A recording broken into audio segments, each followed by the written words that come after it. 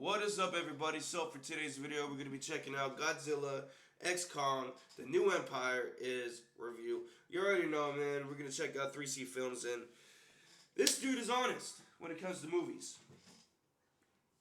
So, without further ado, man, before we even get started, actually, let me just say this shit for real. Let me just say this shit. I watched Godzilla vs. Kong a couple days ago, and let me tell you, it was my fucking third time watching that shit, bro.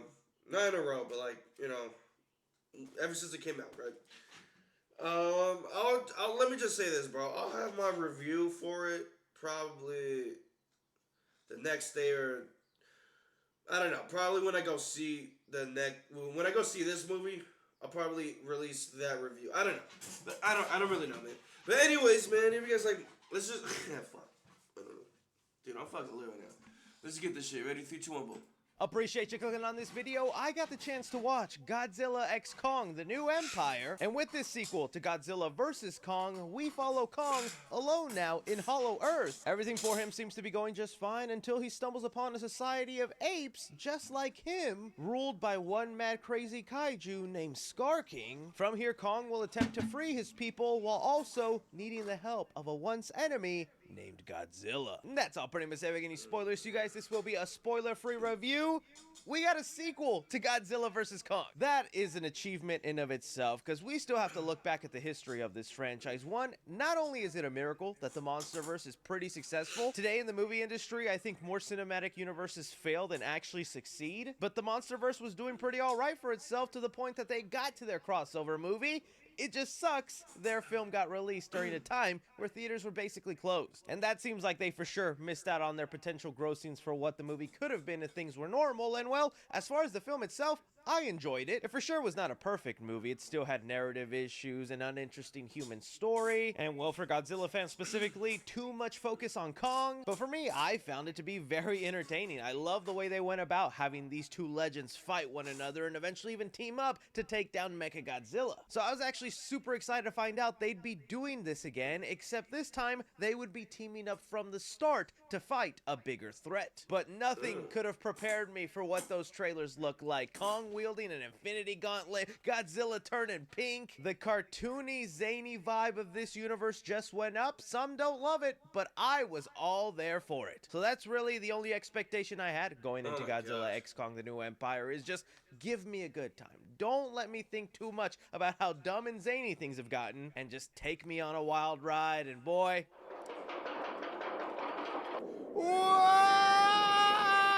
Godzilla X Kong was a freaking blast, man. Now, don't get me wrong, it's got its negatives, and I'll get into that in a sec, but this year for movies has not been all that great. A lot of lackluster films, a lot of movies where I just left the theater going, eh. And aside from Dune 2, this is the first time I walked out of the movie going, how quickly can I buy another ticket to see this movie again? Starting off with the positives for me, I think Adam Wingard leaned into the right direction for where to go with this universe. While I've seen the complaints online that people feel like things got a little too cartoony, a little too goofy, Godzilla shouldn't be sprinting like he's a member on the high school track team, for me it only really enhanced my enjoyment and put itself in what it's supposed to be. I mean, this is Godzilla and Kong teaming up. Is there a version of this movie you can make where things are dead serious, the tone is dark, and these are essentially animals with very little human characteristics? Did you know Tropicana basically invented brunch? Because we created the OJ made with oranges picked at their peak that's so delicious. Sure. But I feel like that really puts Godzilla and his monsters inside a box and not much room to grow. Godzilla has had decade-long careers, and this movie really highlights the Showa era of Godzilla films. Movies that were a little bit lighthearted, a little bit more silly, campy. Some might want to make the obvious comparisons to Godzilla Minus One and go, look, we just had a Godzilla movie that won an Oscar. I don't think that should be used to counter-argue the quality of Godzilla X Kong. If anything, that should just be used to show you the wide spectrum of films Godzilla can have. His movies can literally go from being over-the-top silly, silly, goofy, and still What enjoyable the while fuck? also producing films that can land him in the Oscar category. Both these kind of movies can coexist. Personally, for me also, I also love that Kong is still essentially the main kaiju of these movies. For obvious reasons, he's just the most easiest to be able to portray some sort of human emotion. And that comes really handy when this movie is about 50% kaijus on screen. There's a lot of drawn out silent sequences where there's no dialogue, not a lot of talking, but you're just following the movements and expressions of Kong as we see his daily life in Hollow Earth and interacting with other kaijus. And those were honestly my favorite moments of this movie. Seeing Kong be by himself, take a shower, get his lunch, and even when he comes face to face with this new Society of Apes, because man, Zuko was a real hit. The start of their relationship begins off a little rocky, but through the progression of the movie, they get closer and closer, they learn to trust each other, and just really the entire Kong and Zuko dynamic I was all in for. I thought it was not only sweet, it was funny, but it gave the movie a lot of heart, and I think that's what helps elevate it from just being a mindless blockbuster. The movie doesn't forget we go to see these movies because we love these giant monsters. And maybe it's a little silly for me to say, but there were genuine moments where I could feel a swell of tears coming up. And all of that is in big tribute to the way Adam Wingard handles the arc that Kong goes through in this movie. But like I said, at the end of the day, this is still kind of a mindless blockbuster, and boy are the action sequences not only packed, there are several of them. Kong not only gets a ton of sequences to showcase his intelligence, but why he's a brooding force. Godzilla is sprinkled all throughout this movie and is even given his own action sequences. Both of these legends each get several different monsters to fight throughout the course of this movie before you even get to Scar King and Shimo. And well, by the time you just get to that third act where it's pure monster mayhem, you are eating up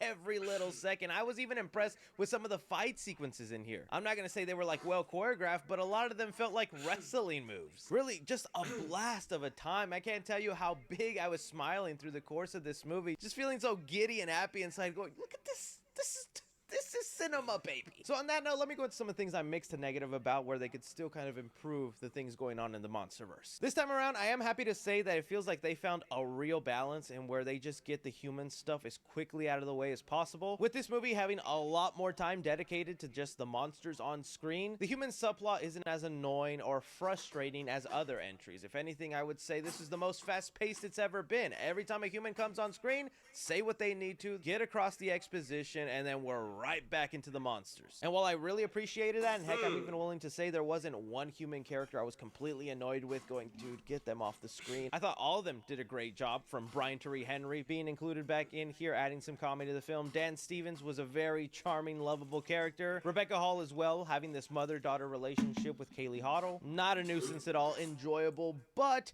it feels like the movie still wants to try and include the humans as part of the big monster titan fights, and that's where it could start to feel a little off the rails. Now, some people will be conflicted on that because the human involvement leads to like a big surprise, a little cameo of a certain monster that maybe some of you are expecting, and it's very crucial for the humans to be part of this story for that to happen. Not to mention also the upgrades they give Kong, from his new tooth to his robotic arm, and sometimes just that kind of stuff feels so contrived and there for conveniences, and it isn't very well fleshed out, and that's what leads to the movie sometimes feeling a lot more silly and unserious than it needs to be. For my Godzilla fans, apologies, but yeah, Godzilla feels almost like an afterthought in this movie. Don't get me wrong, the big boy is still given plenty of awesome moments, and in fact, the way they pace him in this story, he's in it from beginning to end, even if it's like 30-second sequences at a time. But even at the end of the movie, you still very much feel like Godzilla was just a side quest to this story, was someone that they could have easily put in or out of this movie. And that was the rumors we were hearing for the longest time, that this wasn't going to be a team-up movie, that it was just going to be another solo King Kong movie. But when developing the movie, they found a way to put Godzilla in there, and it very much feels that way. To me, it's not that big of an issue because, like I said, King Kong is still my preferred Titan, but I know there's Godzilla fans that are like, boy,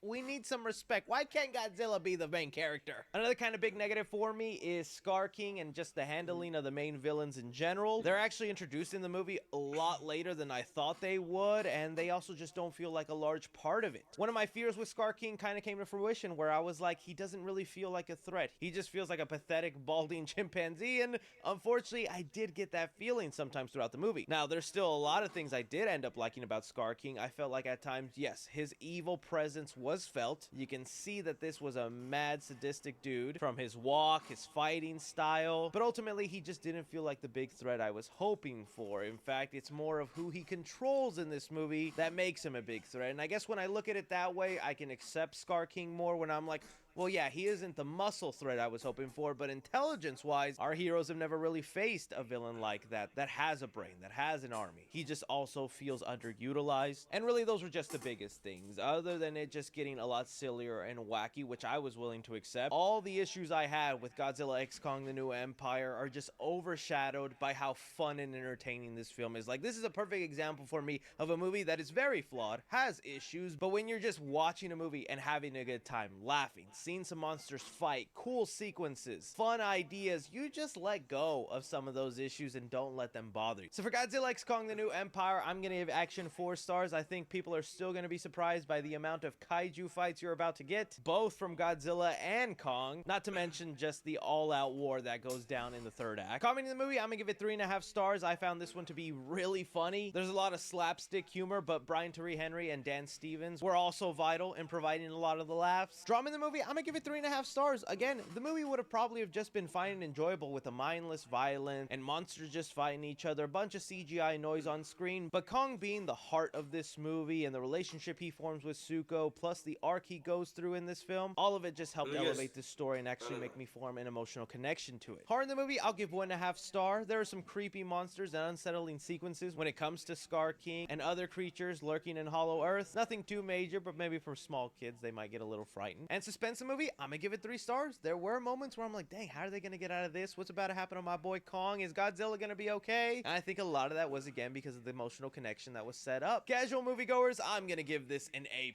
It's just a blockbuster entertaining film. Cinephiles, I'm gonna give it an A-, and critically, I'm going to give it a B+.